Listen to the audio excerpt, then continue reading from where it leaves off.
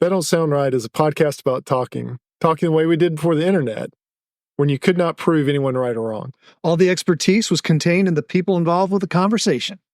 I'm Peter. I'm Cecil, and I hope you enjoy our conversations. And as you listen, if you find yourself silently saying, that don't sound right, send us a comment. You're one of us. Hey, could you dock? You think you'd dock a capsule? Oh, yeah, easily. Yeah. Of course I could. Of course you could. I watched enough movies.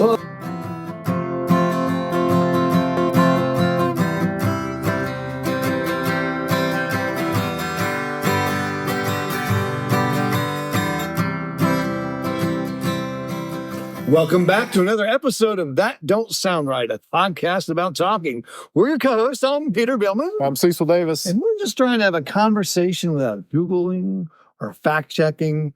Those things can so easily kill the conversation. Also, if you don't pick up from the name That Don't Sound Right, we kind of talk about things that you might say, or I might say, or Cecil might say, that don't sound right. So this week, what I want to talk to you about is the two astronauts that are stuck on the space station. Talking about killing a conversation. So my understanding is, so they sent them up there, right, on a Boeing Starliner, I think. Yeah, Starliner space maps. So if you haven't heard this story, there's the space station, right? Space International, the yeah. ISS. My friend who was on this show worked on a piece of the International Space Station. No kidding. He, if I remember correctly, and he'll email me to correct me if I'm not correct about this, he built the power supply, worked on the unit that built the power supply that mimicked the power they would have in space so they could test it on the ground. I got you. Yeah. I got you. Oh, that's fun. Yeah. Yeah. So they sent two astronauts up. So they got two astronauts up there, and whatever happened on the way up or at launch, they think that the rockets on the return vessel are damaged. Okay. So that they can't control the descent back into the atmosphere. That's a problem. Yeah. So the capsule would burn up potentially. Which would be catastrophic. They can't control it. That would be the end of that. So you're on the space station, and now I thought they were making the decision today. What decision? Whether to bring them back on the original capsule or to bring them back in February on SpaceX Dragon rocket. Backup. The backup capsule. Yeah. And which is owned by SpaceX, not by Boeing. Exactly. So here's my question here's the thing that doesn't... I have a lot of questions. Oh, I do too. So starting off, number one, I don't think I would find myself on the space station. Maybe when I was a kid, I wanted to go to space. Yeah. I don't know that I would want to be in space anymore. Oh, really? Why not?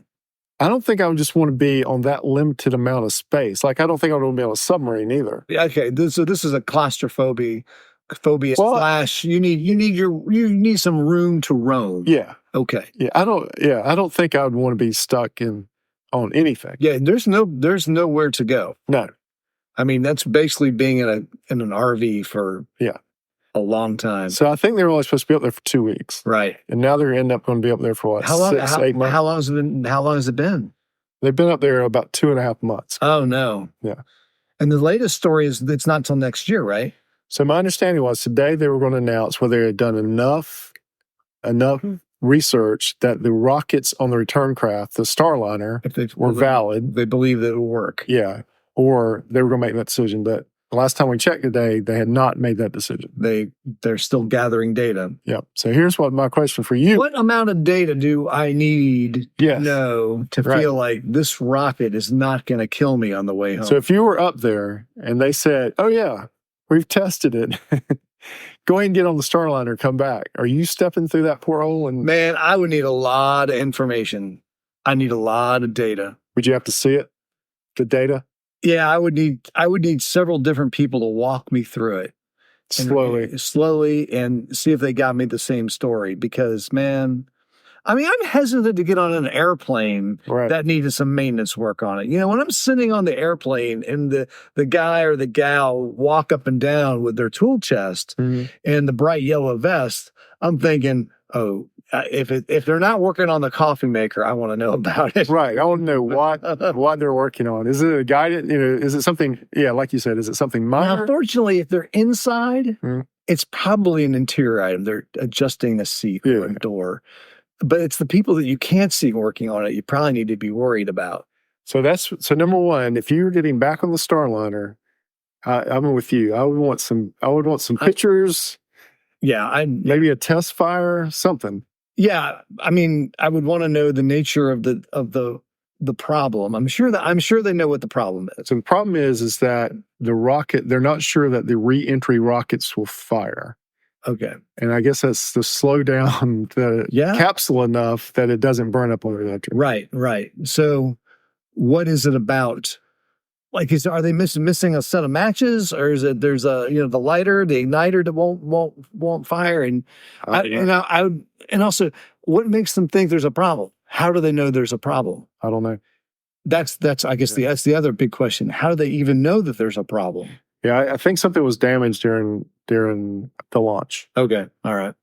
And they knew it was damaged. We know when things get damaged during the launch, it usually doesn't end well. Right. We have that experience. Well, so that's kind of looming over all this is past that's right. things. And so, if you get up there safely, but your return rod is damaged, they would have to do a lot of reassuring for me. And Boeing doesn't have the greatest track record right now.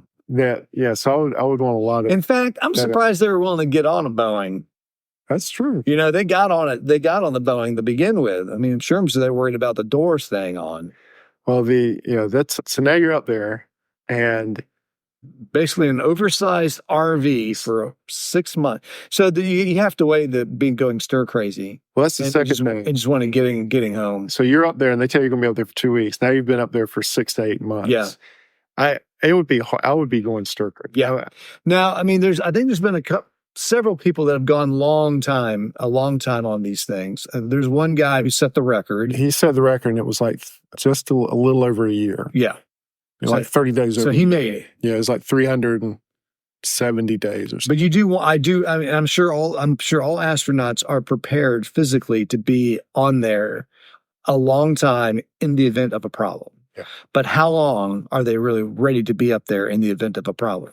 Right. So I would want to be off. Like you say you're willing to take the risk. Give me off. No. I mean, I would just want to be off. I don't know that I would take the risk and get on that capsule or not. I mean, there would probably come a point where I would be willing to take the risk. Yeah. I mean, you'd have to give me some odds. All right. So the capsule's out potentially. Right. So their next ride back, so they're 250 miles up. Their next ride back is a SpaceX Dragon that they're going to have to sit 2 people out of who are planning on going. So there's 2 return seats. Oh, no kidding. So they go up. They have to stay for that entire mission and come back at the end of that mission in the 2 empty seats. How long is that mission? It's like a couple weeks. Okay. So, in the scheme of things, it's not a whole lot of time. No, I don't think it's very long. But so 2 people get bumped. They have 2 empty seats. They come back with the Dragon. Right. But I guess that's it. Like if something goes wrong with that rocket, then everybody's stranded. Yeah. Then you got to start really making some capsules. Right. Where are we parking all these things up there? Well, I wonder, well, I guess surely there's 2 docks. Yeah, you would think. The other thing is I wonder about their spacesuits. Are they compatible with the Dragon capsule? Oh, yeah. Right? Right. I mean, one suit is using an Apple Lightning plug. The other ones are an USB-C. There's so much stuff to think about. There's a lot of things that could go wrong. How about the oxygen plug? Oh, yeah. Do the plugs match? Yeah. You would hope, since it's NASA, right?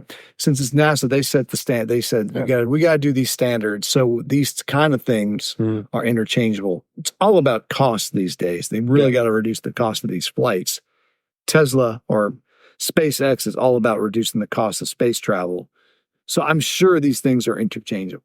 I would hope, unless Boeing said, "Let's make it just a little bit different," so they have to stick with us. Right.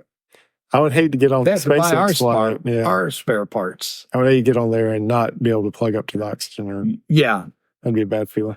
Well, especially if the people that put you on there didn't think about that either. And that has occurred. Even like in Apollo 13?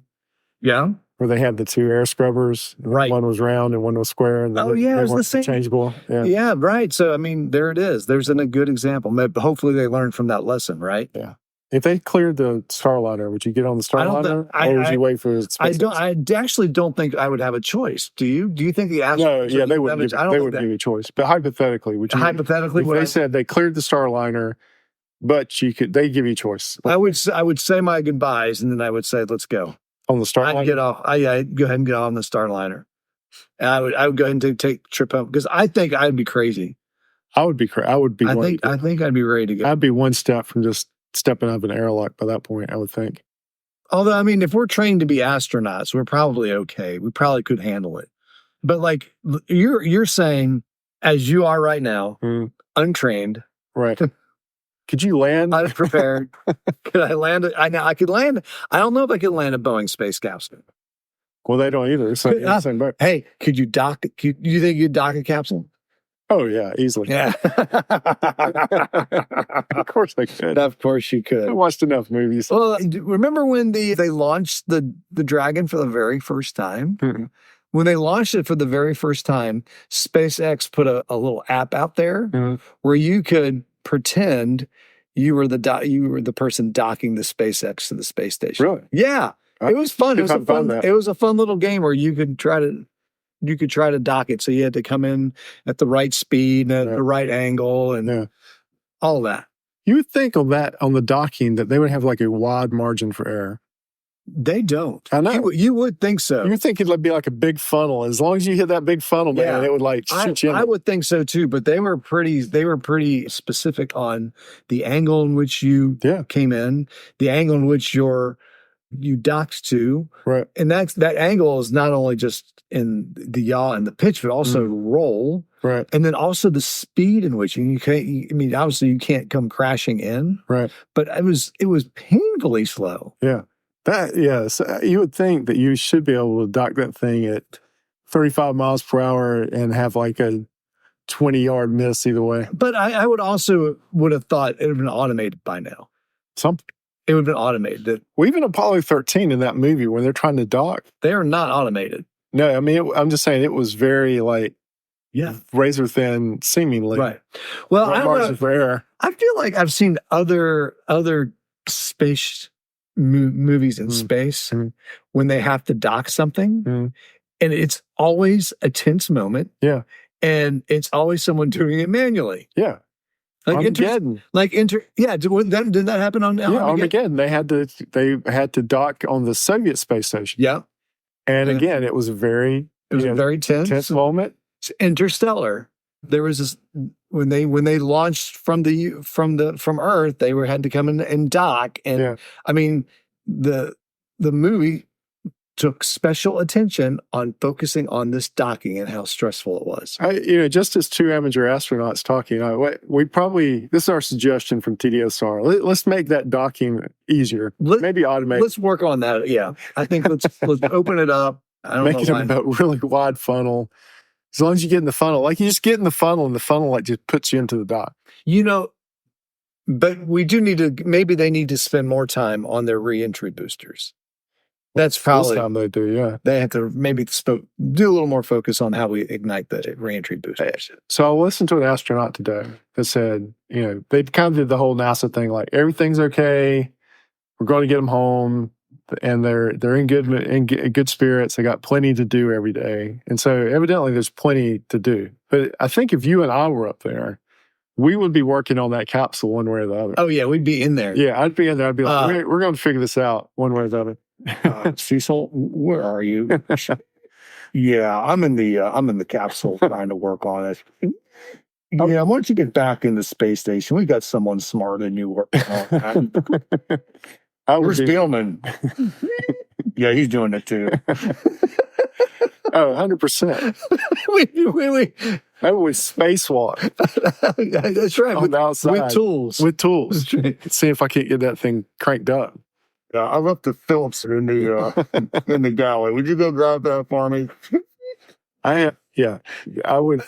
We would crank it up. We would at least crank it up while we were up there and see if it worked. That's right.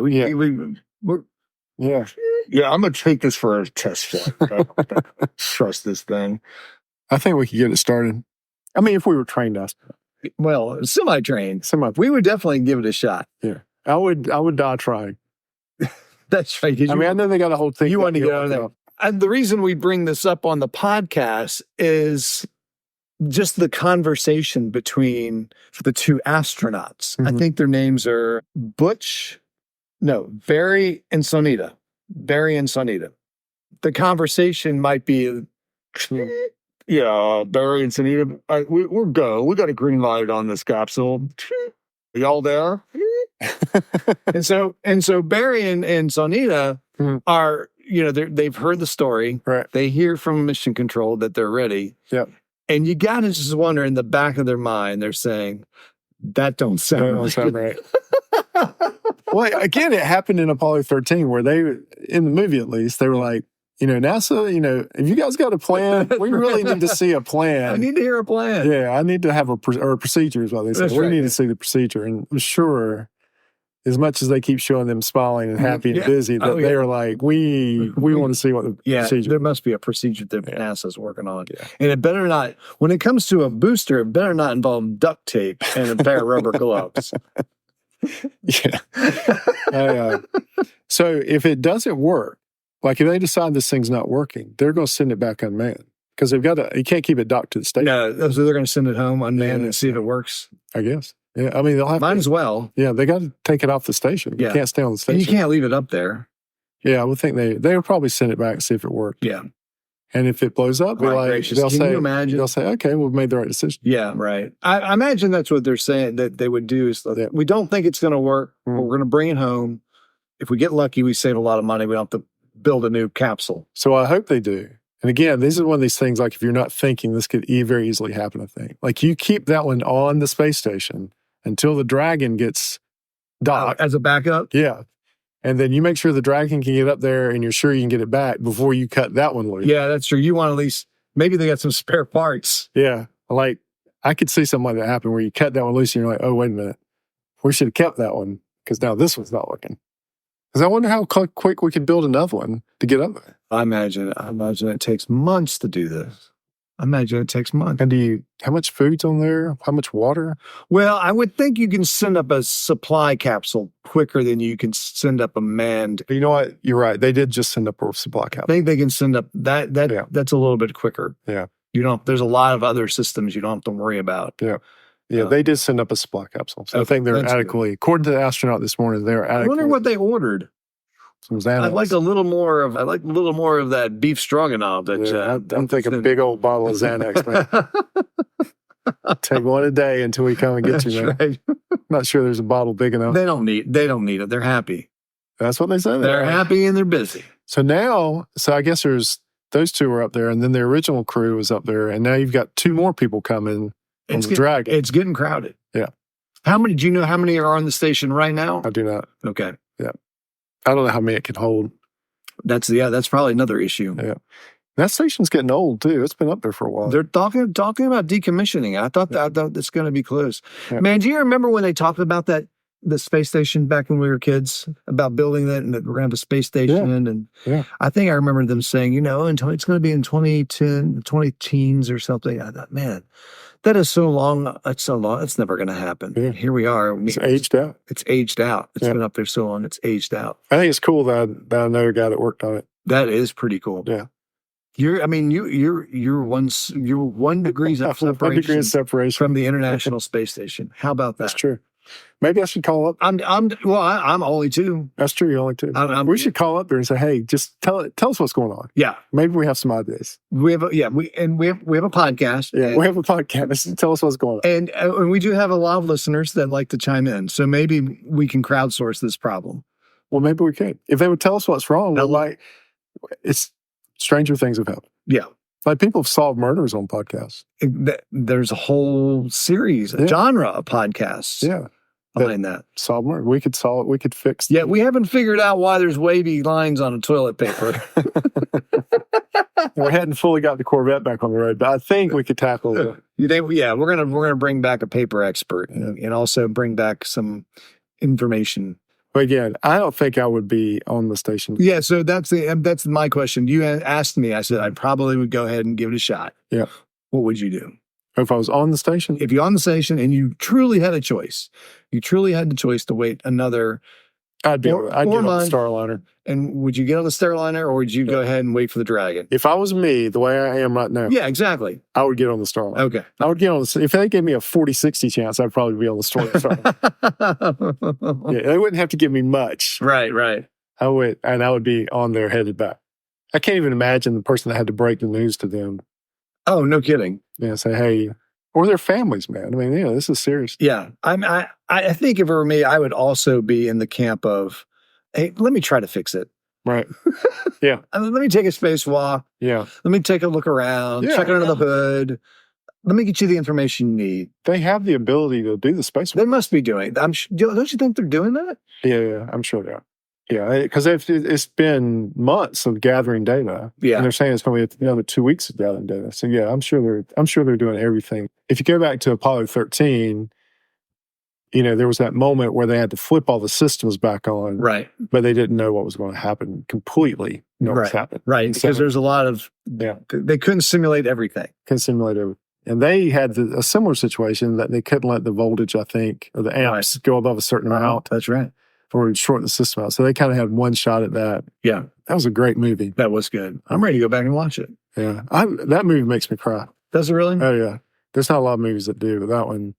I do get a little choked up. I don't think I'm out crying. I don't mean but I get choked up when they launch the rocket. Oh, do you? Yeah, when it goes up and when they come back. Yeah, I think when the video of the breaks through the stacks. Oh, yeah. When they come back see the capsule with the 3 parachutes pulling it down, holding it down. I mean, that's pretty awesome. Yeah.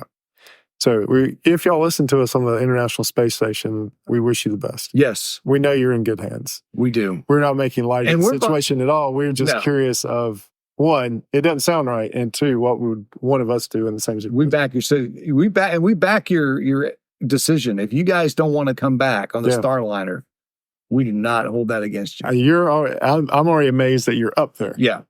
Because it would take a lot to get me up there. All right, in other news, Christy doesn't know this yet, but she got a jury summons today. No. Oh, she doesn't know this? She didn't know yet. Oh, you should totally hide it from her until she listens to the podcast. Are you going to do that? Yes, you should do that. I should probably do. Go ahead and do that. Yeah, she got it today. Oh, do not tell her until she. I'm not telling her because she's on a for a getaway, and I don't want to ruin her getaway. No, yeah, don't. She's got to listen to the podcast. I wonder if I could go in her place. No, you can't. They don't want you, man. I want to serve as a jury. They do not want you. No. Do not tell her. I mean, even if she's listening to the podcast, in the middle of the week. Right. Christy, you got a summons. Oh, congratulations, by the way. I could just tell her, encourage her, say, hey, go and listen to the podcast. I think you're really going to enjoy it. Oh, this is going to be great. All right. Well, it don't sound right, but you have come to the end of That Don't Sound Right.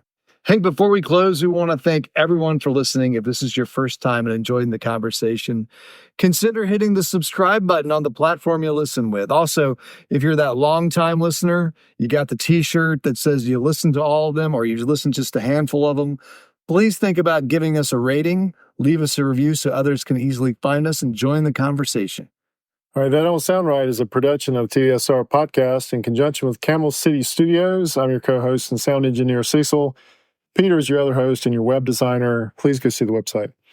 Camille is our barista. Emily does our graphic design. Ella does our Instagram. Also, please follow us at TDSR Podcast on Instagram. Yeah. You've been busy.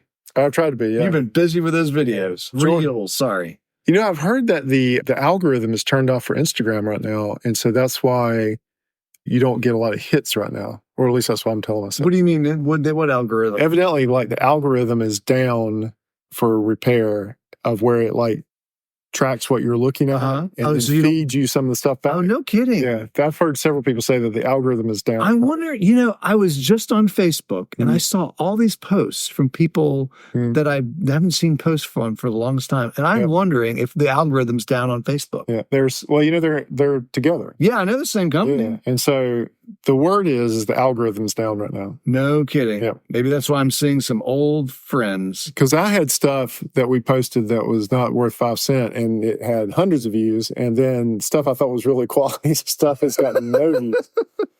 Or maybe your algorithm is different than theirs. Maybe the numbers are the numbers. Brent is our international brand ambassador. And as always, did I say Georgian test our merchandise? Georgian test our merchandise. He does test our merchandise. Brent is our international brand ambassador. And as always, listener number one is Scott. So until next week, keep talking and stay curious.